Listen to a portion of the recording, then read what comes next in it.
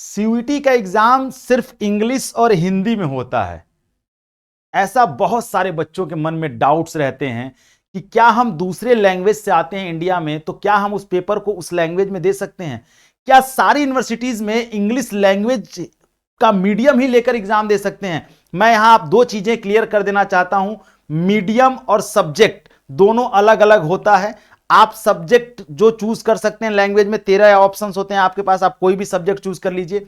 जो एग्जाम का मीडियम होता है कि पेपर किस मीडियम में आएगा, वहां पे भी चूज करने का ऑप्शन आते हैं और वो लैंग्वेजेस आपके ऑप्शन में रहते हैं, वो आप चूज कर सकते हैं। ठीक है, पूरी चीजें क्लियर करूंगा इस वीडियो में कि किस मीडियम में आप एग्जाम देंगे तो आप ज्यादा कंफर्टेबल रहेंगे और किस मीडियम में एग्जाम देंगे तो आपको जो है मल्टीपल लैंग्वेजेस मिल जाएंगे। वीडियो को ध्यान से देखिएगा, स्किप नहीं करिएगा। मैं नीतीश नंदनी बेसिक शिक्षा के इस ऑनलाइन परिवार में आपका स्वागत करता हूं।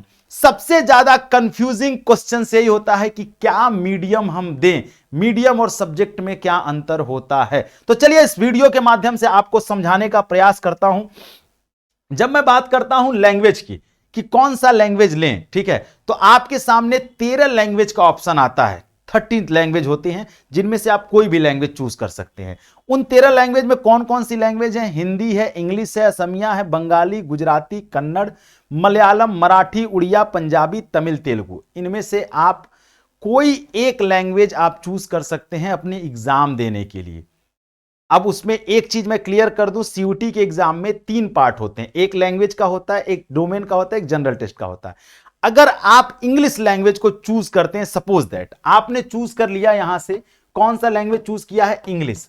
तो आपका जो पेपर है ये आपने लैंग्वेज चूज किया है, ठीक है, एज ए सब्जेक्ट यानी देने के लिए। और ये इंग्लिश आपने चूज किया है मीडियम, ये लैंग्वेज आपने चूज किया है क्या? मीडियम, मीडियम चूज किया है। तो ये सब्जेक्ट आपका पेपर जो है इंग्लिश में ही आएगा, ये हिंदी में नहीं आएगा। बाकी जो डोमेन है वो भी इंग्लिश में आएगा और जो जनरल टेस्ट है वो भी इंग्लिश में आएगा, क्योंकि आपने मीडियम चूज किया है, मीडियम चूज किया है इंग्लिश। लेकिन अगर यहीं पर मैं आपको बता दूं तो ये सब्जेक्ट अलग हो गया, मीडियम अलग हो गया। समझ गए आप? तो ये 13 ऑप्शंस हैं आपके सामने, इनमें से आप चूज कर सकते हैं कोई भी लैंग्वेज। ठीक है, उसके बाद मैं बात करता हूं कि कौन सा लैंग्वेज चूज करेंगे सबसे जरूरी है अपने एग्जाम के लिए। तो देखिए, आपको एक चीज बता देता हूं, यहां पे ध्यान से समझिएगा। अगर आपने इंग्लिश चूज किया है यहां पर, किस चीज के लिए? मीडियम के लिए। मीडियम में अगर आपने क्या चूज किया है? इंग्लिश, तो आपका पूरा पेपर इंग्लिश में आएगा।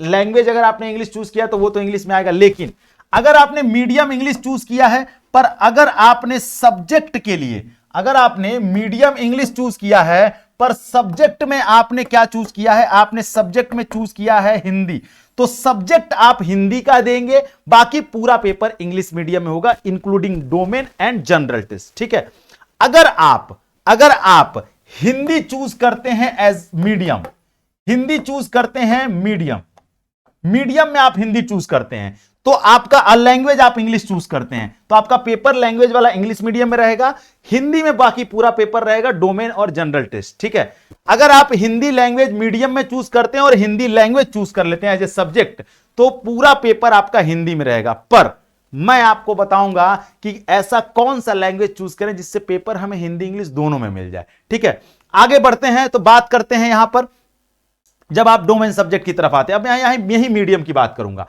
अगर आप पेपर के लिए हिंदी मीडियम चूज करते हैं, सब्जेक्ट नहीं मीडियम, डोमेन और जनरल टेस्ट देने के लिए, अगर आप हिंदी मीडियम चूज करते हैं तो आपको पेपर हिंदी और इंग्लिश दोनों में मिलेगा देने के लिए। पर अगर आपने इंग्लिश मीडियम में पेपर चूज कर लिया तो आपको पूरा पेपर सिर्फ इंग्लिश में ही मिलेगा, हिंदी में ऑप्शन नहीं मिलेगा। यह होगा जब आप हिंदी मीडियम चूज कर लेते हैं, ठीक है, तो वहां पर ऊपर लैंग्वेज चेंज करने का ऑप्शन देगा। आपका लैंग्वेज चेंज हो सकता है, जैसे कोई क्वेश्चन हिंदी में नहीं समझ में आया तो आपने वहां से लैंग्वेज चेंज किया, आपको इंग्लिश में समझ में आ गया। फॉर्म भरते समय ही यह लैंग्वेज चूज करना पड़ता है कि आप किस भाषा में एग्जाम देना चाहते हैं।